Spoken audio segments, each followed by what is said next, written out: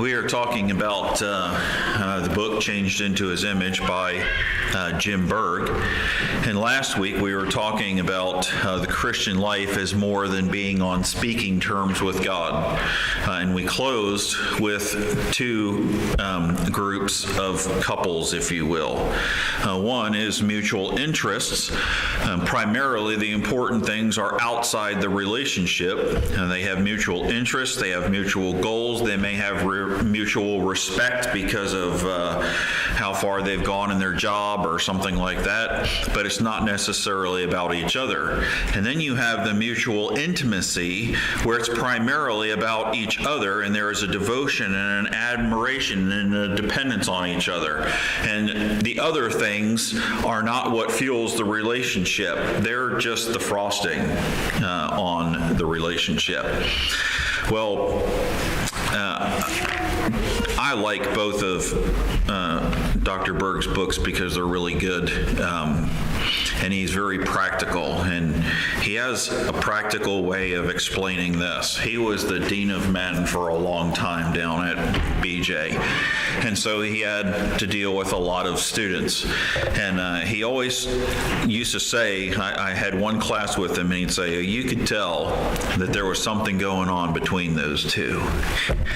And it's interesting because he sees new class come in every year, 1,000 new freshmen or whatever it is come storming onto the campus, and before long that boy and that girl are spending more time together, and he would always say there's something going on between those two. And that's the example that he uses here. You might notice that they're sitting together in class, and they didn't used to be. And then if you notice, you find out that they start walking each other to class, or they're walking together from class to the next spot. Or maybe you notice that they're talking together as if there's no one else that exists in the whole world. And it's kind of interesting, in a college campus, there's hubbub going on all over the place. And you can be walking down a road where hundreds of students might be running from point A to point B, especially if it's towards the dining common or towards, in the case of BJ, chapel. There is a mass of human bodies moving, and that there can be two people sitting there on the sidewalk talking, and cars honking and everything going on, and it's like there is nothing else in the world that happens that isn't 3 feet from their own faces. And he says, when you see that, you know that there is something going on between them. And then they are exploring each other's opinions, and then their likes and their dislikes, and you hear them start talking about their family backgrounds and their interests, and sometimes they'll knowledge of different topics. What do you think about such and such? Oh yeah, that's really interesting because, and you just realize the whole time they're doing this, there's this admiration on their faces, and you think something's going on between them. They give each other a little small gifts and giggle and, enjoy each other's company. There never seems to be enough time to be together. And they anticipate the next time that they are going to be together.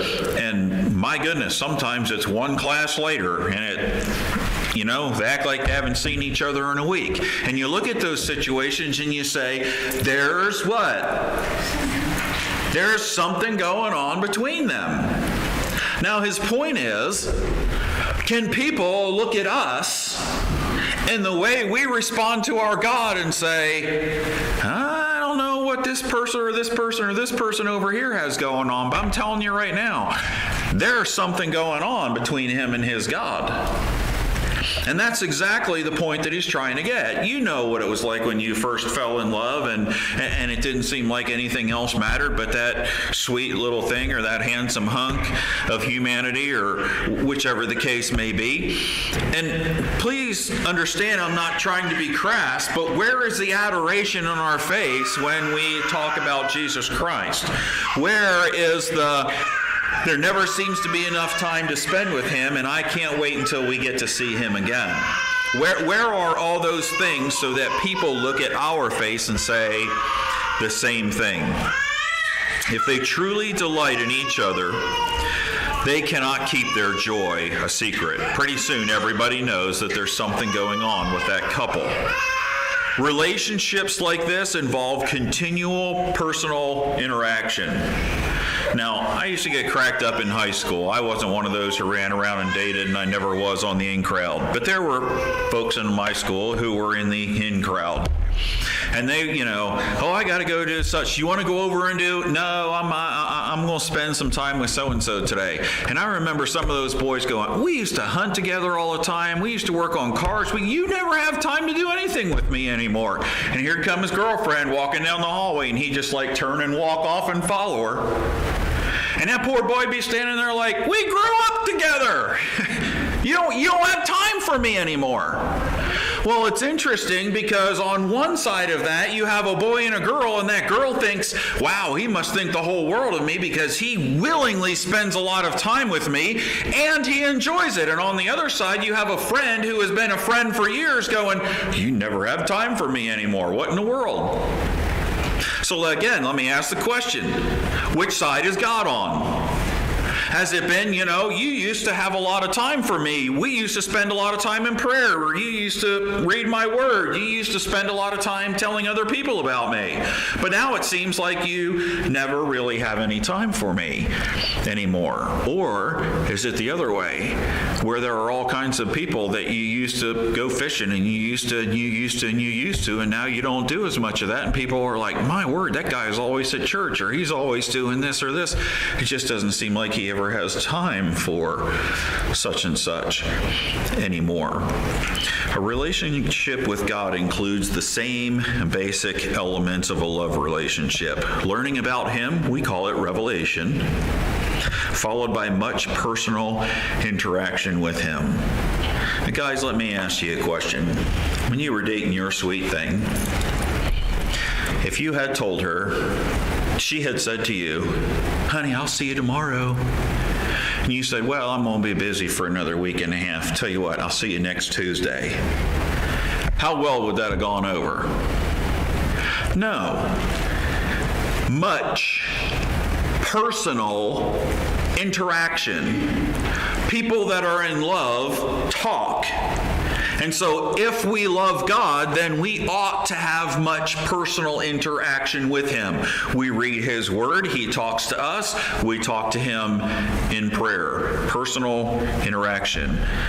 Knowing God requires that we desire Him. I want to read a verse to you from Philippians chapter 2 and verse 13. We've been here before. For it is God which worketh in you both to will and to do of His good pleasure. You say, what's the big deal? Well, this verse says that God is creating a will and the ability to do it within us. It's not something that we are creating in and of ourselves. In other words, He is seeking a relationship with us, just like He did with Adam and Eve in the garden. It didn't say Adam and Eve went and found God. It says God came down to talk with them in the cool of the evening. He's doing the same thing today. He is creating the will and the want to and the capacity to do. Now the question is, are we doing it? Let's look at it another way. Romans chapter 7 and verse 18. In Romans 7:18, you have this classic argument about, well, I want to do, but I can't do, but I could do, but I should do, what I wouldn't do if I could do, if I... Sounds like a big tongue twister. But right here in verse 18, he says, for I know that in me, that is in my flesh, dwelleth no good thing. For to will is present with me, but how to perform that which is good, I find not. Now, what's interesting about this passage is he doesn't say, I just go running around like a little hellion. No, what he says is, what dwelleth in me is not a good thing. When I go my own way, I get in trouble. But he says, for to will is present with me. In other words, within me, there is this continual desire to do that which is right. Now, the flesh rears its ugly head and starts enticing us away. But that continual desire to do right isn't something that comes naturally. That's only the work of the Holy Spirit in us. God is trying to draw us. He's trying to work in us. He wants to have a relationship with us. That brings us back to the question, do we want to have a relationship with Him?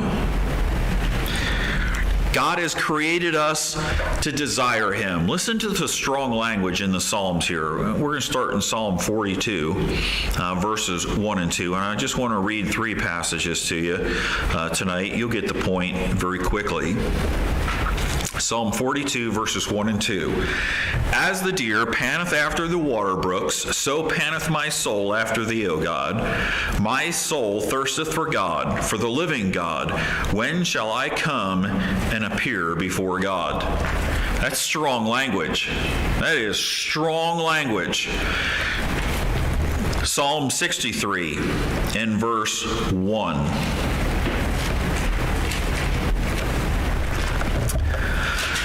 Psalm 63:1. O God, thou art my God. Early will I seek thee. My soul thirsteth for thee. My flesh longeth for thee in a dry and thirsty land where no water is. I don't know about you.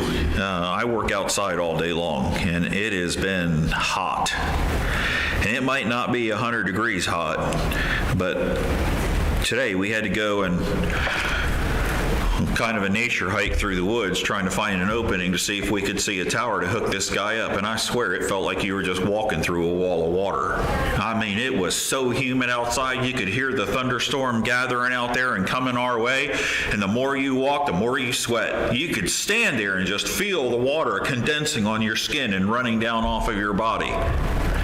And after you do that for a little while and you start working, your tongue starts to swell and your lips get dry and you are craving water. The psalmist wants to know, when's the last time you craved God?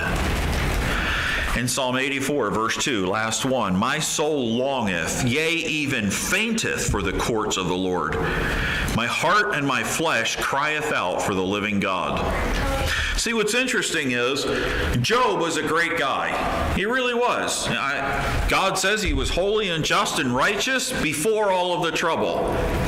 And afterwards, he says, wow, I have experienced you on a whole new level. This is amazing. I would imagine that when Moses came down off of the mountain, he doesn't know that his face is shining. He probably doesn't know his face is shining because his whole soul is shining. Can you imagine what it was like between him and God for a while? I mean, it's kind of interesting that he wanted to go in the tabernacle and he wasn't allowed to. I'm sure he wanted to go in the tabernacle. He probably wanted to stay there night and day if he could. Moses, sorry, buddy, but you're going to have to go out and lead these people. Please don't make me go out there to those guys. Can I just stay here with you? Enoch walked with God. What an incredible relationship that must have been. The thing we miss, folks, is, you ready? God is glorified when we accept our place of joyful dependence on him, because we show, number one, that he is worthy, and number two, that he is sufficient. If I am not dependent upon God, that means I'm saying either he is not worthy of my affection or he is not sufficient enough to meet whatever need I think is missing in my life. And so I go and I find it somewhere else. In just a minute, we're going to very quickly look at an illustration of that. Soul-searching question. When I was teaching Bible class at Wayside, I used to make a big deal out of this with the kids because I think it is a big deal. When the Bible brings up a question like this, it's a practical test that you can ask yourself. If your only desire is for yourself and relief from your problems, and you have no desire whatsoever for God, you should probably carefully examine your need for salvation. Now, I have had some parents in the past, I've even had some kids get upset, and I've had parents call me and say, my son or my daughter came home and they were questioning their salvation. They're all worked up. I want to have you know my kids were saved when they were 3 years old when they were in blah, blah, blah, blah, blah, blah. You take a breath. Chill. I didn't tell them they weren't saved. I asked them to examine themselves, be honest with themselves. Where are you with your relationship with Jesus? I don't think you have the right to do. Well, okay, good to know. At least I know where I stand in that situation. But I'm telling you, the Bible asks us to do it over and over again. We talk about it every month when we do communion. Let a man examine himself. It's an important aspect. And so this is one of those things. If I find myself much more focused on myself and relief from my problems, and I don't seem to ever have a desire for a relationship with God, maybe I need to carefully examine if I've ever been saved, because the Holy Spirit should be working in my heart, cultivating that relationship with Him. On the other hand, let's look at both sides of the coin. The desire for God is, number one, assurance that we are His children, and number two, a sign that He is working in our lives. Turn to Matthew 5 and verse 6, or I'll read it for you, whichever the case may be. Matthew 5:6, Beatitudes, blessed are they which do hunger and thirst after righteousness, for they shall be filled. Now, I don't know, maybe you read these passages and you don't think anything about it, but he doesn't say filled with. And right away you think, well, if they're hungry, he's talking about being filled with food. After all, isn't that what the nation of Israel sought all the time? They followed him through the deserts. They'd follow him across the Sea of Galilee. They'd walk all the way around, run around to the other side, because they were hoping he'd feed the 5,000, or he'd heal somebody, or he'd whatever. And they were never filled. They were never satisfied. Because that's not where their satisfaction comes from. Look what he says. Blessed are they which hunger and thirst after righteousness, for they shall be filled. Filled with what? Who creates righteousness? That's exactly right. In other words, what he's saying is, when you hunger and thirst after righteousness, you will be filled with God Himself, because that's where righteousness comes from. Now, let's make it really practical, okay? Ephesians 3, 16 and 17. We're not going to spend a lot of time here because we've already studied this book. Hopefully, you will remember.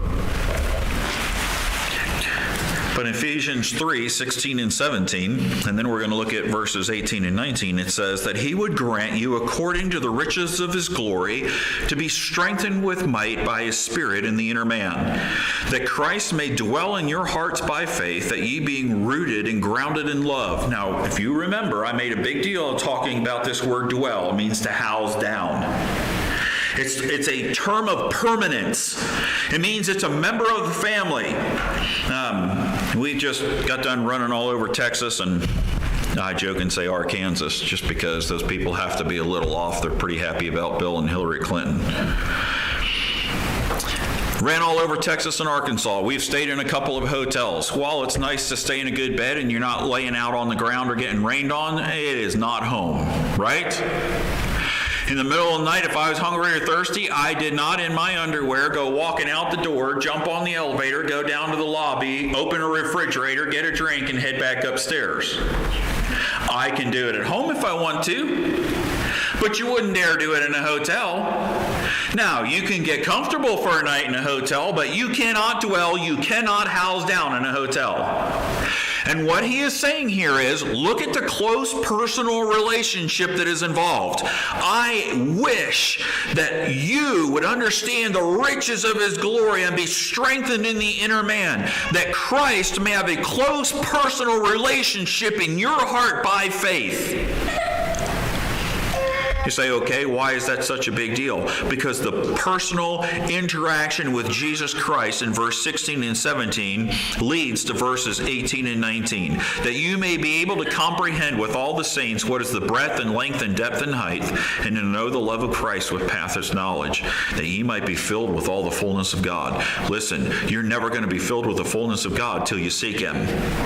Those who seek righteousness will be filled. What does Paul tell them? You want to be filled with all the fullness of God, then you have to seek Him with all your heart and with all your soul and with all your might.